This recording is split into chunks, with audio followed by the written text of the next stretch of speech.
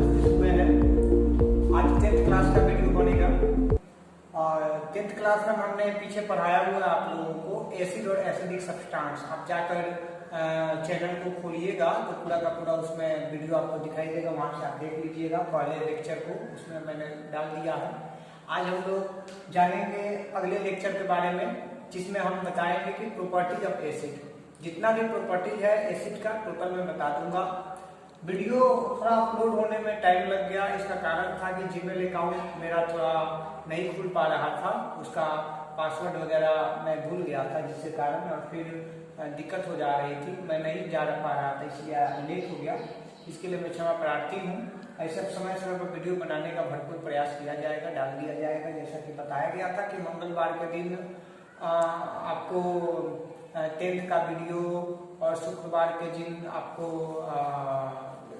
12th का video डाला जाएगा, लेकिन वो नहीं हो पाया। लेकिन अभी से उसको फुलफिल किया जाएगा, थोड़ी बहुत परेशानियां हैं उसको दूर किया जाएगा। आज हम लोग पढ़ेंगे प्रॉपर्टीज ऑफ एसिड के बारे में।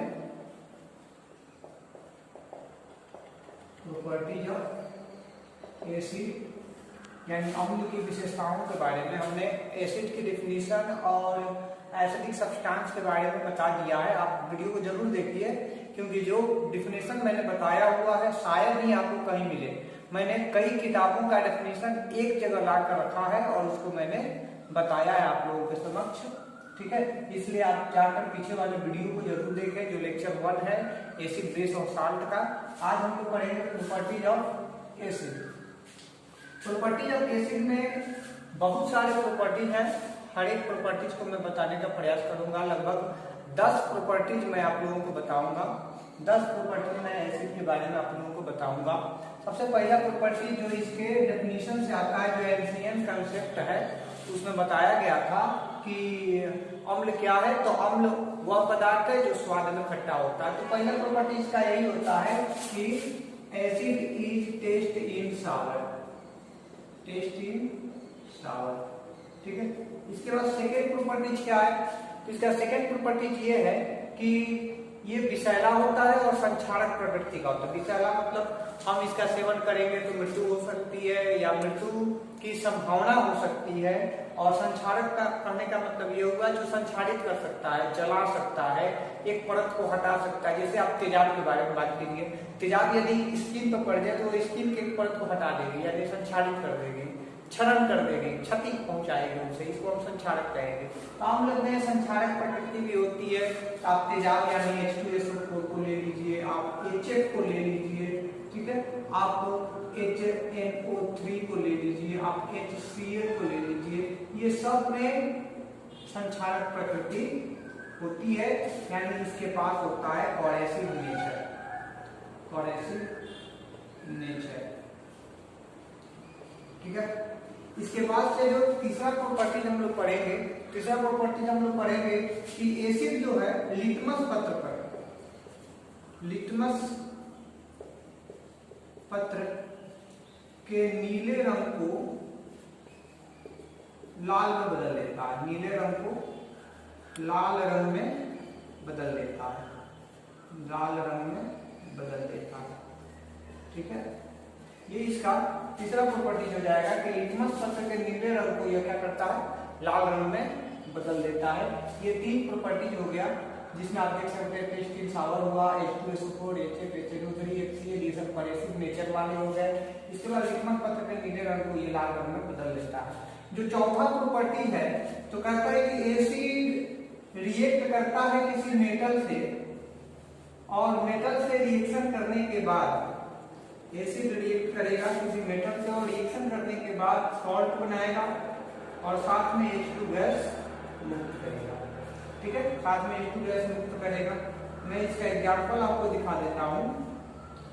जैसे मान लीजिए मेरे पास एसिड के रूप में HCl है, ये आपका हाइड्रोक्लोरिक एसिड हो गया, इसका नाम हो गया हाइड्रोक्लोरिक एसिड, ठीक है। और मैं क्या करता हूं कि इसमें Mg धातु यानी मैग्नीशियम धातु मैंने डाल दिया, ठीक है। Mg हमारा मेटल है, मैग्नीशियम धातु मैंने डाल दिया, तो ये बनाएगा आपका MgCl2 का सॉल्ट, MgCl2 का सॉल्ट बनाया, मैग्नीशियम क्लोराइड का सॉल्ट बनाया और साथ में एक गैस निकलेगी जिसको हम कहेंगे H2 गैस। ये H2 गैस कैसे उत्सर्जित होता है इसके बारे में मैं जब डेफिनेशन बता रहा था तो हमने एक प्रायोगिक चित्रण भी किया था, वहां पर हमने इस पर चर्चा किया है, आप लोग उस वीडियो में जाके देख लेंगे। ठीक है, अब मैंने देखा आप लोग को मैंने यहाँ पे क्लियर कराया जो चौथा प्रॉपर्टी हम लोग पढ़ रहे थे, ये पहला था, ये दूसरा था, ये तीसरा है, ये चौथा है। ठीक है, चौथा में हमने आपको बताया कि एसिड क्या करता है कि मेटल से रिएक्शन करके सॉल्ट बनाता है और H2 गैस आपको रिलीज करता है। और यहाँ पे आपने एग्जांपल देखा, हमने एक हाइड्रोक्लोरिक एसिड ले लिया, इसमें मैंने मैग्नीशियम धातु को डाला और आप देख सकते हैं यहाँ पे मैग्नीशियम क्लोराइड का सॉल्ट बना हुआ है और H2 गैस निकल रहा है। और भी हम एग्जांपल दिखा सकते हैं इसमें, और भी एग्जांपल हम दिखा सकते हैं प्रॉपर्टीज ऑफ एसिड में। एग्जांपल देखिए, मैं क्या करता हूं तो मैं अब एसिड को बदल देता हूं, मैंने HNO3 ले लिया, this is called nitric acid. ठीक है, ये नाइट्रिक एसिड है। मैंने क्या किया कि इस नाइट्रिक एसिड में इस बार मैंने सोडियम धातु को ले लिया, सोडियम मेटल, ये आपका मेटल हो गया और मैं रिएक्शन करा रहा हूं। तो रिएक्शन जैसे ही मैं करा रहा हूं तो NaNO3 का आपका सॉल्ट बन गया, इसका नाम हो जाएगा सोडियम नाइट्रेट और ये आपका क्या है, सॉल्ट है। ठीक है, और साथ में आपको एक गैस मिलेगी और वो क्या होगी, H2 गैस होगी। ठीक है, तो आप देख सकते हैं कि नाइट्रिक एसिड सोडियम धातु से क्रिया किया और NaNO3 का निर्माण किया जो सोडियम नाइट्रेट का सॉल्ट और H2 गैस है। यहाँ पर फिर से क्लियर हो गया कि कोई भी अम्ल किसी धातु से क्रिया करेगा तो क्रिया करने के बाद लवण बनाएगा और H2 गैस मुक्त करेगा। इसके बाद से जो पांचवी प्रॉपर्टी है, पांचवी प्रॉपर्टी है कि कोई भी मेटल का कार्बोनेट ले लीजिए, यानी मेटालिक कार्बोनेट लीजिए या आप मेटालिक बाइकार्बोनेट लीजिए। ठीक है, और इसमें आप एसिड को डालिए तो ये आपको सॉल्ट बनाएगा, H2O बनाएगा और CO2 गैस बनाएगा। आपको ध्यान रखना है कि H2O और CO2 जो यहाँ पे बन रहा है ये आपका फिक्स प्रोडक्ट होगा, ये आपका फिक्स प्रोडक्ट होगा। देखिए ध्यान रखना, ये आपका क्या होगा, फिक्स प्रोडक्ट होगा H2O CO2। मतलब जब जब रिएक्शन होगी इसकी तो ये चीज आपको बनेगा ही बनेगा, ये आपको मिलेगा ही मिलेगा। आपको ध्यान देना पड़ेगा सॉल्ट पर। ठीक है, सॉल्ट पर जैसे एग्जांपल में दिखाता हूं, मैं क्या करता हूं कि एग्जांपल ले लेता हूं। मैंने क्या किया कि एक सोडियम धातु का कार्बोनेट ले लिया, this is called sodium carbonate, और मैंने क्या किया कि इसमें HCl एसिड ले लिया, जैसा कि आपको पहले मैंने बताया ये हाइड्रोक्लोरिक एसिड है। अब आपस में रिएक्शन हुआ तो पहले बन जाएगा क्या, H2O और CO2 गैस, क्योंकि ये तो फिक्स था, मैंने बना दिया तो H खत्म हो गया और C का काम, C और O का काम खत्म हो गया, बचा क्या, Na और Cl। मैंने यहाँ पे डाल दिया Na और Cl, ये आपका क्या हो गया, सोडियम क्लोराइड का सॉल्ट हो गया, सोडियम क्लोराइड सॉल्ट, सॉल्ट बना, वाटर बना, CO2 गैस मुक्त हुआ। आप देख सकते हैं, तो ये इसका प्रॉपर्टीज हो जाएगा कि किसी धातु के कार्बोनेट या बाइकार्बोनेट से एसिड की क्रिया होती है। यहाँ पर मैं लिख देता हूँ एसिड, तो और अच्छा रहेगा HCl की जगह पर। एसिड की रिएक्शन होती है तो वो सॉल्ट बनाता है, H2O बनाता है और CO2 गैस मुक्त करता है। यहाँ पर मैंने एग्जाम्पल दिखाया कि कार्बोनेट के लिए। अब मैं एक बाइकार्बोनेट ले लेता हूँ, मैंने ले लिया NaCO3, इसका नाम हम लोग लिखेंगे सोडियम बाइकार्बोनेट, या फिर आप इसका नाम लिख सकते हैं sodium hydrogen carbonate, sodium hydrogen carbonate. अब इसका रिएक्शन मैं क्या करता हूं कि H2SO4 से करा देता हूं, this is called sulphuric acid, sulphuric acid. ठीक है, और मैं साइनोफेरो करता हूं, तो आपस में रिएक्शन होगा तो पहले तो हमारा निकल जाएगा H2 और CO2, इसमें सोचना ही नहीं है, फिक्स प्रोडक्ट है, बार बार बनेगा। मैंने एकदम आसान कर दिया आपको बता के कि ये फिक्स है, बार बार आपको लिखना है, इसमें कुछ सोचना ही नहीं है। बस जो सॉल्ट बनेगा उस पर ध्यान रखना है कि किस चीज का सॉल्ट बनेगा। तो HCO3 और H2 का तो काम हो गया, बचा क्या Na और SO4। तो Na और SO4 में 2 आयन होता है तो Na2SO4 हो जाएगा। ये आपका हो गया सोडियम सल्फेट का सॉल्ट। यहां से आप क्लियर हो गए होंगे कि किसी भी धातु का कार्बोनेट या बाइकार्बोनेट लाइन, पाउडर लाइन और एसिड में हमने डाल दिया। जैसे ही हम एसिड में डालेंगे तो क्या बनेगा, सॉल्ट बनेगा, वाटर बनेगा और गैस निकलेगी, कौन सी, CO2 गैस। अब हम कैसे जानेंगे कि जो गैस निकल रही है वो CO2 गैस है ना। तो इसके लिए हम एक प्रयोग कर सकते हैं, मैं आपको प्रयोग बता देता हूं। ये रिएक्शन आपको समझ में आ रहा होगा। अब मैं आपको क्या करता हूं कि इसका प्रयोग बता देता हूं, इसका प्रयोग बता देता हूं। बहुत ही आसान सा प्रयोग है। जिस प्रकार से मैंने आप लोगों को H2 गैस के उत्सर्जन के लिए प्रयोग बताया था, ठीक इसी प्रकार से हम लोग CO2 गैस के उत्सर्जन के प्रयोग को देख सकते हैं। ठीक है, इसमें क्या करेंगे, हम एक परख नली लेंगे। एक हमने परख नली ले लिया, ये आपका टेस्ट ट्यूब हो गया, जिसको हिंदी में हम परख नली कहते हैं। टेस्ट ट्यूब हो गया, इसमें हमने 10 ml या 20 ml जो भी हो, हमने क्या किया कि इसमें 10 ml HCl एसिड ले लिया। ठीक है, अब इसमें हमने क्या किया, इसमें हमने सोडियम कार्बोनेट का पाउडर डाल दिया। ये आपका सोडियम कार्बोनेट का पाउडर हो गया। Na2CO3 का पाउडर हमने इसमें डाल दिया। जैसे ही हमने इसमें पाउडर डाला, आपस में रिएक्शन होगा तो गैस निकलेगी।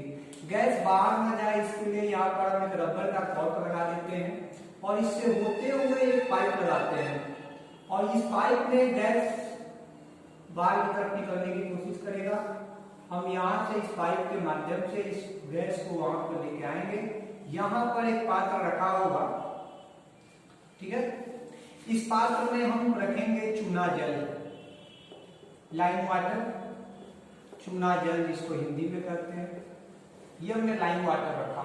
जैसे ही हम लोग इसमें लाइम वाटर रखेंगे, ये यहाँ से गैस आएगा। लाइम वाटर होता है उजले रंग का, ठीक है, किस कलर का होगा, व्हाइट कलर का होगा। ठीक है, व्हाइट कलर का होगा। जैसे ही ये गैस इसमें आएगा तो इसका जो व्हाइट कलर है ये मिल्की हो जाएगा। मिल्की मतलब दूधिया कलर का, MILKY, मिल्की, मिल्की कलर आ जाएगा इसमें, मिल्की कलर आ जाएगा। पहले कौन सा था, व्हाइट कलर था, अब क्या आ गया, मिल्की कलर। तो मिल्की कलर तभी आ सकता है, यानी दुधिया रंग तभी हो सकता है जब CO2 गैस आकर चूना जल में मिल रहा है, घुल रहा है। तो ये CO2 चूना जल कहने का मतलब CaOH whole twice plus H2O और इसमें CO2 गैस आ गया, तो ये दरअसल बनाता है CaCO3 कैल्शियम कार्बोनेट। और कैल्शियम कार्बोनेट जो है ये दुधिया रंग का होता है, इसको ध्यान रखिएगा। कैल्शियम कार्बोनेट क्या होता है, दुधिया रंग का। ये तुम्हारा लाइम वाटर, ये आप लोगों का जो है लाइम वाटर, दोनों मिलाकर ये क्या कहलाएगा, लाइम वाटर कहलाएगा। इसको याद रखना है, दोनों मिलाकर क्या कहलाएगा, लाइम वाटर। इसी में मैंने CO2 गैस को डाला हुआ है। क्योंकि ये उजला रंग दुधिया हो गया है, इसलिए हम इसको कहेंगे कि जो गैस आ रही है वो CO2 गैस है। इस प्रकार से हम इसको समझ लेते हैं। इसके अलावा हम एक काम और कर सकते थे कि जो पाइप से गैस निकल रही थी, यहाँ पे हम एक जलती हुई माचिस की तिल्ली लेकर आते तो हम देखते कि वो माचिस की तिल्ली बुझ गई।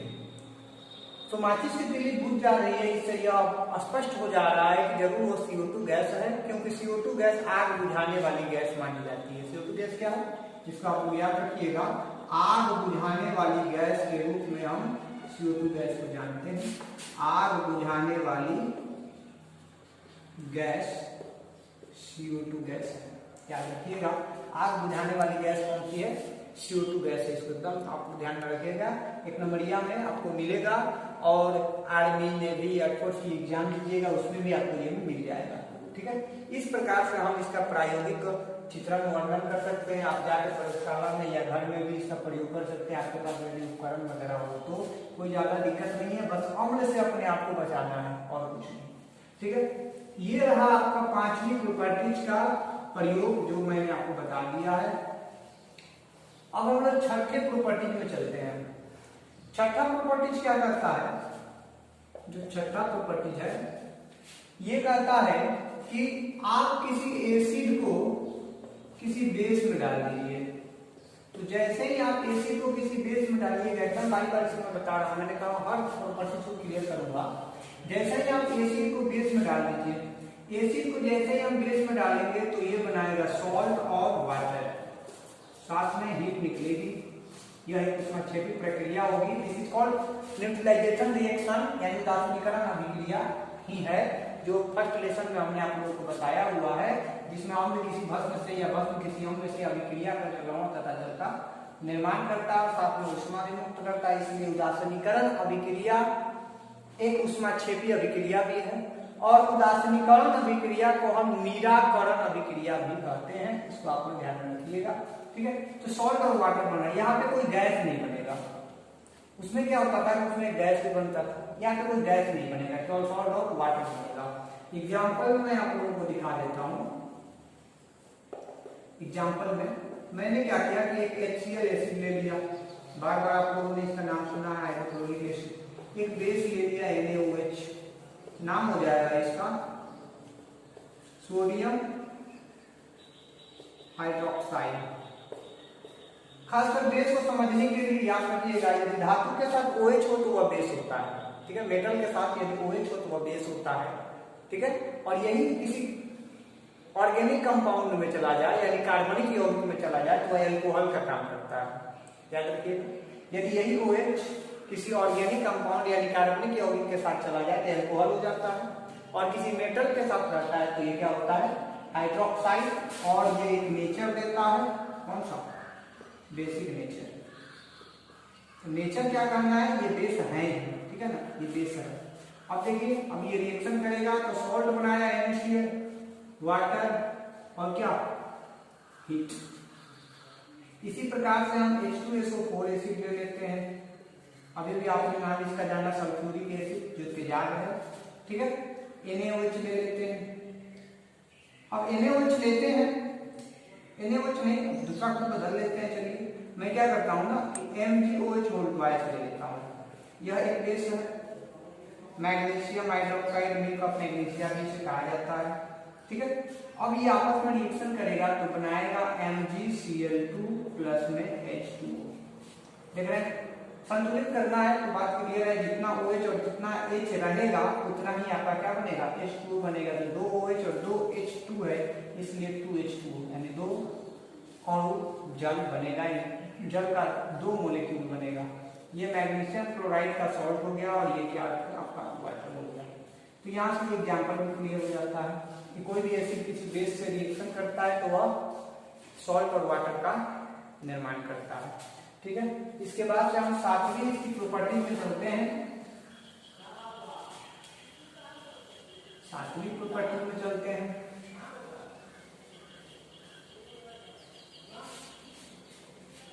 आप लोग वीडियो को अंतिम तक देखिए और पूरा का पूरा देखिए, लॉकडाउन में इसका फायदा उठाइए। जितना मैं क्लास में पढ़ाता हूँ वैसे ही पढ़ा रहा हूँ। जैसे ही क्लास रीओपन होगा, अभी तो क्लास मेरा लगभग रीओपन नहीं हुआ है, लेकिन जैसे ही क्लास मेरा रीओपन होगा मैं फिर से आप लोगों के लिए केवल महत्वपूर्ण टॉपिक का वीडियो ही बनाऊंगा। इसलिए आप लोग लॉकडाउन में जो पढ़ाई मैं करा रहा हूँ ताकि मैं सभी बच्चों को पहुंचा सकूं जो बच्चे घर पर बैठे हैं, क्योंकि उसके बाद से तो आप कोचिंग में आकर पढ़ने लगेंगे और भी कोचिंग में जाइएगा तो ज़्यादा क्रम के अनुसार पढ़ के कोई फायदा नहीं है। तो मैं कुछ महत्वपूर्ण टॉपिक का ही वीडियो बनाऊंगा। फिलहाल मैं कोशिश कर रहा हूँ कि आपको हर एक टॉपिक पर डील करूँ और आप घर बैठे आराम से पढ़ाई कर पाएँ। तो मैं चाहूँगा कि आप में से यदि कोई नया हो तो सबसे पहले आप वीडियो को सब्सक्राइब कर लें, चैनल को सब्सक्राइब कर लें, लाइक कर दें वीडियो को और बेल आइकन को दबा लें ताकि फिर से ऐसा कोई वीडियो अपलोड हो तो आपके पास नोटिफिकेशन चल जाए और आपको जानकारी हो जाए कि वीडियो अपलोड हो चुका है और आप उसको देख पाए। अब आइए अभी हम लोग पांचवा पढ़े, फिर छठा पढ़े, अब हम लोग सातवां पढ़ते हैं। सातवां प्रॉपर्टीज क्या कहता है कि आप किसी एसिड को कुछ मत कीजिए, किसी वाटर में डाल दीजिए H2O में, ठीक है। तो कहता है कि एसिड किसी H2O में जाएगा, यानी एसिड किसी H2O से रिएक्शन करेगा तो हाइड्रोनियम आयन बनाता है। क्या बनाता है? हाइड्रोनियम आयन बनाता है, फिर अपना एनायन बनाता है और फिर अपना एक क्या कहते हैं उसको हीट देता है, यानी उसमें अच्छी की प्रक्रिया होती है। करने का मतलब एग्जाम्पल क्या है कि जब आप एसिड को, जैसे मान लीजिए मैंने HCl लिया, H2O में डाला, ये आपका वाटर हो गया, तो ये आपस में रिएक्शन करेगा, होगा क्या? जैसे ये जाएगा तो H प्लस और Cl माइनस में टूट जाएगा। लेकिन जल में कभी भी H प्लस मतलब हाइड्रोजन H प्लस के रूप में, मुक्त रूप में नहीं रहेगा। ये क्या करेगा कि ये इस H2O से रिएक्शन करके, अब देखिए H2 है, यहाँ पर कितना हो गया? H3 हो जाएगा, और वो ऑलरेडी है प्लस यहाँ पे आ जाएगा, तो H3O प्लस, इसी का नाम है हाइड्रोनियम आयन। और इसके साथ जो बच जाएगा Cl माइनस, इसको आप कह सकते हो क्लोराइड आयन, और इसके साथ आपको हीट भी निकलती हुई दिखाई देगी। प्रणाली जो है गर्म होने लगे, इसमें अच्छे से प्रक्रिया हो रही है। तो आप ध्यान रखिएगा, फिर से मैं एक बार बता दूं कि जो अम्ल होता है वह जल में जाते ही अपने आयनों में टूटता है, तो जो ये H प्लस आयन होगा वह H प्लस के रूप में मुक्त अवस्था में आपको जल में नहीं मिलेगा। क्या होगा कि H प्लस इस H2O से रिएक्शन करके H3O प्लस का निर्माण करेगा, जिसको हम हाइड्रोनियम आयन कहते हैं, ठीक है। आ जाएगा आपके ऑब्जेक्टिव में, मल्टीपल चॉइस क्वेश्चन में आ जाएगा कि निम्नलिखित में कौन हाइड्रोनियम आयन है, तो H3O प्लस, इसको ध्यान रखिएगा। साथ में क्लोराइड आयन देता है, और ये ऊष्माक्षेपी प्रक्रिया है, ऊष्मा निकलती है, ठीक है। जैसे मान लीजिए मेरे पास H2SO4 है, मैंने क्या किया कि इसे H2O में डाल दिया, फिर वही बात, यह आपका फिक्स रहेगा H3O प्लस, जो एनायन बनेगा वो हमारा होगा SO4 2 माइनस का, और प्लस में क्या होगा? हीट होगा। ये तो आपका हाइड्रोनियम आयन हो गया, और ये आपका सल्फेट आयन हो गया, जो रिनाइल का काम करेगा, ठीक है। तो इस प्रकार से समझ जाते हैं, ये सल्फ्यूरिक एसिड हो जाएगा। सल्फ्यूरिक एसिड हमने वाटर में डाल दिया, तो यहाँ से बात समझ आ जाती है कि ये एक प्रकार की ऊष्माक्षेपी प्रक्रिया है। तो अब बात आती है, ऊष्माक्षेपी अभिक्रिया है तो हम एसिड को वाटर में डालेंगे कि वाटर को एसिड में डालेंगे, ये बात भी मैं आप लोगों को क्लियर कर देता हूं। यहाँ पर आप ध्यान रखिएगा कि कभी भी एसिड लीजिए और एसिड में वाटर डालिए, हानिकारक है, क्षति पहुंच सकती है आपको, क्योंकि ऊष्माक्षेपी अभिक्रिया है, जल ऊपर की तरफ फेंकेगा, आपके शरीर पर पड़ सकता है, आप जल सकते हैं, संक्षारित हो सकता है आपका स्किन। इसलिए कभी भी आप वाटर को एसिड में नहीं डालिएगा। क्या कीजिएगा? तो दूसरा मेथड है, एसिड को वाटर में डालना। कैसे डालना है?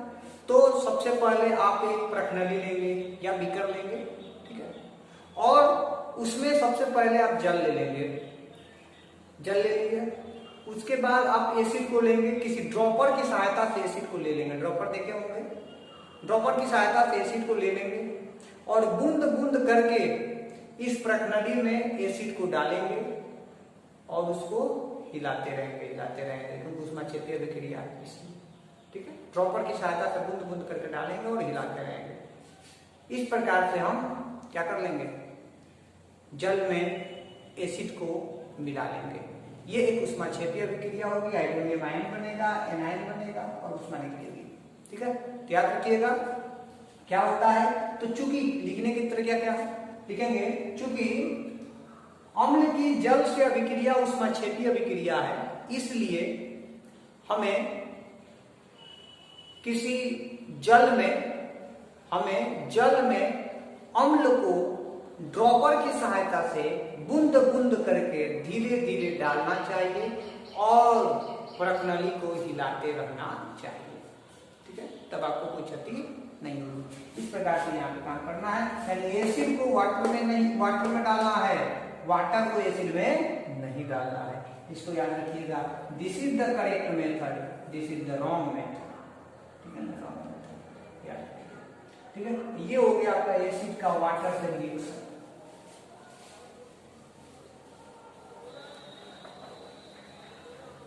ठीक है, ये आपका 7वां प्रॉपर्टीज था। 8वां प्रॉपर्टीज क्या है? 8वां प्रॉपर्टीज कहता है किसी आप एसिड को लीजिए और इसको आप किसी मेटालिक ऑक्साइड में डाल दीजिए, मेटालिक ऑक्साइड के सॉल्यूशन में डालिए, तो जानते क्या करेगा? ये आपको बनाएगा सॉल्ट और वाटर। क्यों? क्योंकि इसकी जो नेचर होगी वो बेसिक होगी, एल्कली। इसके पास जो नेचर होगी वो क्या होगी? एल्कली नेचर होगी, यानी क्षारीय प्रकृति होगी। आपने पढ़ा होगा कि धातुओं के ऑक्साइड की प्रकृति क्या होती है? क्षारीय होती है। तो कोई एसिड किसी क्षार से क्रिया करके क्या बनाएगा? सॉल्ट और वाटर बनाएगा। अभी भी आपने पढ़ा है कि धातु किसी अम्ल किसी भस्म से क्रिया करके लवण तथा जल बनाता है। तो यहाँ पे एसिड मेटालिक ऑक्साइड है, लेकिन ये मेटालिक ऑक्साइड नहीं है, ये क्या है? क्षारीय प्रकृति का ऑक्साइड है, क्षारीय पदार्थ है, इसलिए सॉल्ट और वाटर बनाएगा। एग्जाम्पल ध्यान से देखना है। मैं क्या करता हूँ कि एक एसिड ले लेता हूँ। एसिड कौन सा? मान लीजिए मैंने HCl ले लिया, ये आपका एसिड हो गया। और मैंने क्या किया? इसमें एक मेटल ऑक्साइड, सोडियम ऑक्साइड ले लिया, रिएक्शन कराया। जैसे ही मैं रिएक्शन कराऊंगा तो क्या बनेगा? NaCl बनेगा और H2O बनेगा। ये आपका सॉल्ट हो गया और ये आपका क्या हो गया? वाटर हो गया। ये मेटालिक ऑक्साइड हो गया, सोडियम ऑक्साइड, सोडियम ऑक्साइड। यानी इसकी नेचर क्या हो गई? एल्कली नेचर हो गई, एल्कली नेचर हो गई। ठीक है, बात समझ आ रही है? हुआ कैसे है ये बात जान जाइए। होता क्या है, जैसे मान लीजिए मैंने HCl को लिया है, मैं क्लियर कर देता हूँ, क्रिया विधि है ये। एक तरीका से मैं क्रिया विधि की बात करूँ, उतना तो नहीं, लेकिन एक नॉर्मल क्रिया विधि आपको बताता हूँ। ठीक है, Na हुआ क्या है, Na2 आपने लिया, तो Na2 में आपने जल को डाला, तो ये जल से रिएक्शन करके बनाता है आपका NaOH। क्या बनाता है? NaOH। कौन सा? 2NaOH। कैसे समझ में आ रहा है? कैसे 2NaOH हो गया? Na 2 है, 2 है, कैसे होगा? Na2 O2 और H2, देखिए जोड़िए जोड़िए जोड़िए। Na कितना है? 2 है, O 1 और 1 2, और H कितना है? 2 है। इसमें से क्या हम कॉमन ले सकते हैं? 2, क्या बनेगा? 2NaOH। होता क्या है कि ये HCl जो है इस 2NaOH से रिएक्शन करता है, तो NaOH से रिएक्शन करता है तो क्या बनाता है? NaCl और H2O। समझ आ गया? यानी ये जब भी रिएक्शन होगा ये एक्वस सॉल्यूशन के साथ होगा, यानी जलीय विलयन के साथ होगा। सोडियम ऑक्साइड के जलीय विलयन में जब आप क्या कीजिएगा कि HCl को डालिएगा तो ये आपको सॉल्ट देगा और H2O देगा। यहाँ पे देख सकते हैं कैसे ये रिएक्शन करके दे रहा है। मतलब रिएक्शन Na2O से नहीं हो रहा, रिएक्शन हो रहा है NaOH से। और ऑक्साइड की परिभाषा क्या है कि वह ऑक्साइड जो जल में घुलकर क्षारीय विलयन देता है वह क्षारीय ऑक्साइड है, और जो अम्लीय विलयन देता है वो अम्लीय ऑक्साइड है। जो नहीं क्षारीय और नहीं अम्लीय कोई विलयन नहीं देता वो उदासीन ऑक्साइड है। जो दोनों प्रकार का देता है वो क्या? उभयधर्मी ऑक्साइड है। ये बात आप लोगों ने ऑलरेडी पढ़ा हुआ है, नहीं तो धातु जब मैं कराऊंगा तो उसमें ऑक्साइड के बारे में चर्चा करूंगा। ठीक है, तो यहाँ पे ये रिएक्शन आपको यहाँ पे देखने को मिलेगा, एकदम ये यूनिक है, आपको बहुत जगह ये नहीं मिल पाएगा। इस वीडियो में आप लोगों को बता रहा हूँ। ठीक है, आइए, तो ये बात थी यहाँ पे जो यहाँ पे आप देख रहे हैं। एक और एग्जाम्पल मैं आप लोगों को दिखा देता हूँ, एक और एग्जाम्पल दिखा देता हूँ ठीक इसी प्रकार का। आप देखिए, मैं क्या करता हूँ कि H2SO4 ले लेता हूँ, मैं क्या करता हूँ कि MgO ले लेता हूँ, साइन अप। क्या बनेगा आप समझ सकते हैं? दिस इज एसिड और this is magnesium oxide, metallic oxide, magnesium oxide ना। क्या बना? MgSO4 का सॉल्ट बना। सोचना ही नहीं है, ये तो फिक्स है, सोचना ही नहीं है। MgSO4 के साथ सॉल्ट बनाएगा क्योंकि सॉल्ट और वाटर बनता है। लेकिन ये वास्तव में बना कैसे होगा, क्रियाविधि पर ध्यान देते हैं। हुआ क्या है, तो H2SO4 MgO से रिएक्शन नहीं किया है, MgO में क्या मिला है, H2O। अब देखिए क्या बन रहा है, Mg एक है, O2 है, H2 है। क्या ऐसे लिख सकते हैं, OH को कॉमन ले लेते हैं, दो लिखते हैं, दोनों का साथ हो गया MgOH होल ट्वाइस। यानी रिएक्शन किससे हो रहा है, H2SO4 की MgO से हो रहा है, नहीं MgOH होल ट्वाइस से हो रहा है, तब जाकर बन रहा है MgSO4 और प्लस में H2O। आपको लग रहा होगा कि ये चीज आपको नहीं मिली होगी, ठीक है, तो ध्यान से देख लीजिए आप कि रिएक्शन MgO से नहीं, रिएक्शन हो रहा है MgOH होल ट्वाइस से, क्षारीय प्रकृति से हो रहा है, क्षारीय हाइड्रोक्साइड से हो रहा है, इसलिए ये सॉल्ट बन रहा है और वाटर बन रहा है, यहाँ पे लिखा गया है। बात सुन रहा है, ठीक है, आगे चलते हैं।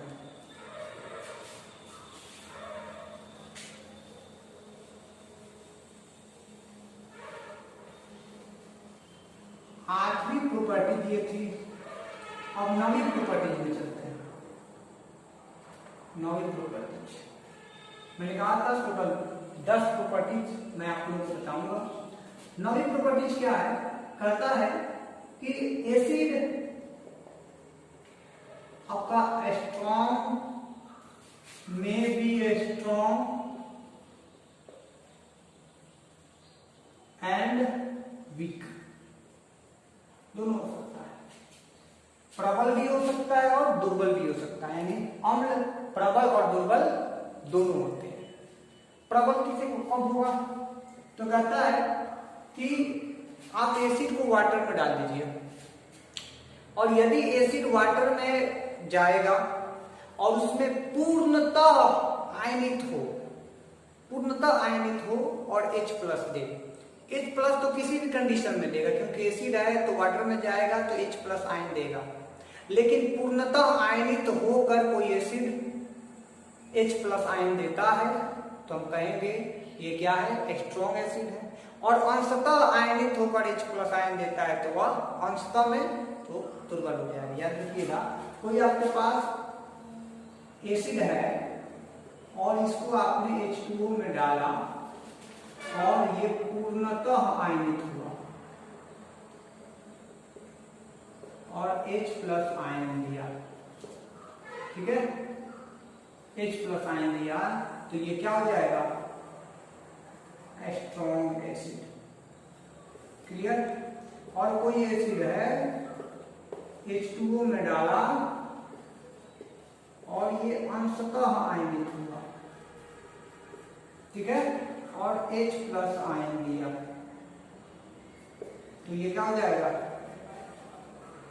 Weak acid. अब बात आती है कि आप कैसे पहचानेंगे, तो या तो आप प्रयोगशाला में जाइए और पदार्थ अम्ल उठा कर डालिए और देखिए कि कौन कितना आयनित हो रहा है, एक ये दीजिए, लेकिन प्रश्न पत्र पर आएगा तो हम कैसे समझेंगे, ये तो रही प्रयोगशाला की। तो उसके लिए मैं आपको ट्रिक बता देता हूं कि कैसे आप स्ट्रॉन्ग एसिड को जानिएगा और कैसे आप वीक एसिड को जानिएगा। याद रखिए, स्ट्रॉन्ग एसिड में आप जानिएगा कि कार्बन एब्सेंट रहता है, कार्बन इज एब्सेंट,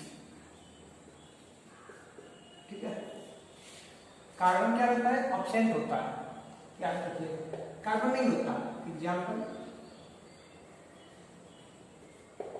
इसको आप नॉर्मली लिखिए तब सही रहेगा, कहीं कहीं पे जाकर ये गलत भी हो जाता है लेकिन अधिकांश सही होता है। जैसे आप देखिए HCl, H2SO4, HNO3, देख रहे हैं, तो इसमें कहीं कार्बन नहीं है, इसलिए आप समझ जाइए सब क्या है, स्ट्रॉन्ग एसिड। एक बात और याद रखिएगा कि एक चीज मेरे दिमाग में आ गया, उसको याद रखिए, 3 खनिज अम्ल होते हैं, 3 खनिज अम्ल होते हैं, ठीक है, नॉर्मली देखा जाए तो। और उसमें कौन कौन HCl होता है, H2SO4 होता है तथा HNO3 होता है। ये बार बार प्रश्न पूछता है, इसको आप लोग ध्यान रखिएगा। 3 खनिज अम्ल HCl, H2SO4 तथा HNO3। इसके अलावा भी होता है खनिज, मतलब जो खनिजों के रूप में अम्ल प्राप्त होते हैं, ठीक है। H3PO4 भी हो सकता है, लेकिन मुख्य रूप से ये 3 को लिखना है। कि किंग ऑफ एसिड किसे कहा जाता है, इसको भी आप ध्यान रखिएगा। King of acid is called H2SO4 acid, H2SO4 acid, ठीक है। H2SO4 acid is called king of acid, इसको याद रखिएगा। ये आपका प्रबल अम्ल कैसे पहचानिएगा, 3 खनिज अम्ल होते हैं HCl, H2SO4, HNO3। King of acid जो है H2SO4 एसिड को कहा जाता है, सल्फ्यूरिक एसिड को कहा जाता है अम्लों का राजा, अम्लों का राजा, ठीक है। अब दुर्बल अम्ल सब पहचानना है, ठीक है। इसको मैं बताता हूं, मैं आपको दुर्बल अम्ल के बारे में बताता हूं। वीक एसिड ना, वीक एसिड, आपको वीक एसिड के बारे में बताता हूं। और ए था, ये भी हो गया दुर्बल अम्ल। तो इसमें क्या होगा कि अंश का आयनिक होगा, ये तो प्रयोगशाला वाली बात हो गई ना। इसमें कार्बन प्रेजेंट रहेगा,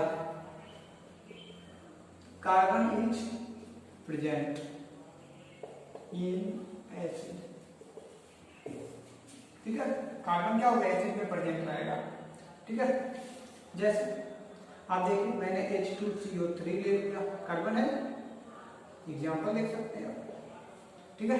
मैंने क्या किया, मैंने CH3COOH ले लिया, मैंने क्या किया HCOOH ले लिया, ये सब भी कार्बन है, इसलिए हम इसे क्या कहेंगे, दुर्बल अम्ल। क्या कहेंगे, दुर्बल अम्ल। एसिटिक अम्ल एक दुर्बल अम्ल है, फॉर्मिक अम्ल है, दुर्बल अम्ल है। ये एसिटिक अम्ल है, इसको याद रखिएगा, मैंने लिखवाया भी है। एसिटिक अम्ल है, ये कार्बोनिल अम्ल है, कार्बोनिल अम्ल है, इसको याद रखिएगा। ये आपका फॉर्मिक अम्ल है, ये आपका फॉर्मिक अम्ल है, इसको याद रखिएगा। इस प्रकार से हम स्ट्रॉन्ग एसिड और वीक एसिड को आराम से पहचान सकते हैं। अब हम लोग अंतिम टॉपिक या अंतिम प्रॉपर्टीज की ओर चलते हैं, अंतिम प्रॉपर्टीज की ओर चलते हैं। वीडियो आपका आज ही अपलोड हो जाएगा, इसलिए आप लोग ज्यादा परेशान मत होइए, आज ही आपका वीडियो अपलोड हो जाएगा।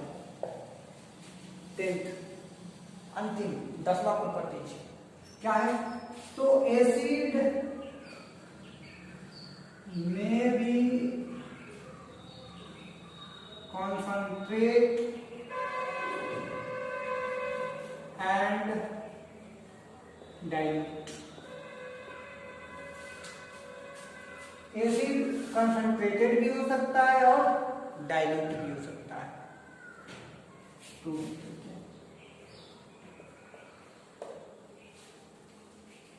कंसंट्रेट यानी सांद्र भी हो सकता है और तंग भी हो सकता है। अब सांद्र किसे कहते हैं, सांद्र अम्ल, जिसको आप अंग्रेजी में कहेंगे कंसंट्रेटेड एसिड,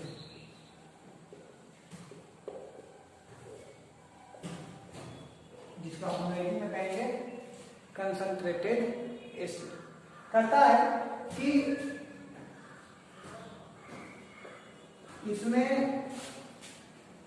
पहचानने के लिए मैं बता देता हूं, वह अम्ल जिसमें एसिड, राइट लिखता हूं, acid is more than water, ठीक है। सांद्र का मतलब आप समझ सकते हैं गाढ़ा, अम्ल के लिए विज्ञान की भाषा में सांद्र रखा गया है। हम लोग गाढ़ा जैसे दूध लेते हैं, ठीक है। अब दूध में पानी कम है तो कहते हैं ना ये गाढ़ा दूध है, पानी ज्यादा हो जाता है पतला दूध है, तो पतला के लिए विज्ञान में अम्ल के लिए तनु आता है, ये तनु दूध है, ठीक है। और वही दूध की मात्रा ज्यादा हो जाए और पानी की मात्रा कम हो जाए तो वो गाढ़ा दूध है, यानी सांद्र दूध है। वही चीज है, यदि एसिड वाटर की अपेक्षा ज्यादा हो, ठीक है, अपेक्षाकृत वह अम्ल जिसमें अपेक्षाकृत एसिड अधिक हो और जल कम हो, क्या कहलाएगा? कंसंट्रेटेड एसिड कहलाएगा। ठीक है, कंसंट्रेटेड एसिड कहलाएगा। और इसको डिनोट किया जाता है, डिनोटेड बाई C और CONC। किसी भी अम्ल के आगे C या CONC लिखा हुआ है, CONC concentrate, C comes from concentrated, C first word है, ये इसका सूचकांक हो जाएगा, डिनोट इसी से किया जाएगा, C और CONC से। जैसे मान लीजिए हमको मिल गया सांद्र HCl एसिड, तो हम क्या लिखेंगे? HCl और C, या फिर लिख सकते हैं HCl और CONC लिख सकते हैं। ऐसा कहीं दिखाई दे तो समझिए क्या लिखा है? सांद्र अम्ल। सांद्र कौन सा? हाइड्रोक्लोरिक अम्ल, HCl अम्ल, सांद्र HCl अम्ल। ठीक है, जैसे मान लीजिए फिर मिल गया सांद्र H2SO4 अम्ल, क्या हो जाएगा? बोलिए, H2SO4 और यहाँ पर C, या फिर H2SO4 यहाँ पे CONC कंसंट्रेट एसिड हो गया। तो C केवल आ जाएगा, समझ जाना कंसंट्रेट। और मान लीजिए आपको तनु पढ़ना हो, ठीक है, शांत समझ में आया? वह अम्ल जिसमें अपेक्षाकृत अम्ल की मात्रा अधिक हो और जल की मात्रा कम हो, इसे डिनोट किया जाएगा C या CONC से। जैसे आप यहाँ पे एग्जाम्पल देख सकते हैं, यहाँ पर दिया गया है, ये आपका एग्जाम्पल है जिसको आप यहाँ पर नोट कर सकते हैं। ये एग्जाम्पल यहाँ पर दिया हुआ है। अब डाइल्यूट एसिड के बारे में मैं आपको बता देता हूँ। डाइल्यूट यानी तनु अम्ल, ठीक है। डाइल्यूट एसिड जिसको हम तनु कहते हैं, और आम भाषा में पतला, क्या कहते हैं? पतला। पतला कब होगा? जब जल की मात्रा अधिक होगी। इसमें क्या हो जाएगा? Water is more than acid ना, या acid is less than water हो जाएगा। यानी इसमें क्या होगा? अपेक्षाकृत जल की मात्रा अधिक और अम्ल की मात्रा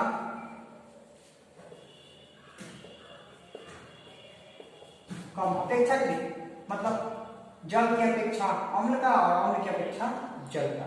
तो अम्ल की अपेक्षा जल का मात्रा अधिक होना चाहिए और जल की अपेक्षा अम्ल की मात्रा कम होनी चाहिए डाइल्यूट एसिड में।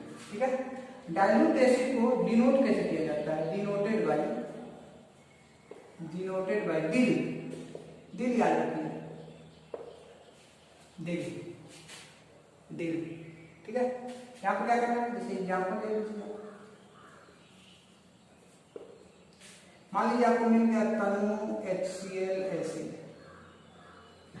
अम्ल, इसको लिखना हो क्या लिखेगा?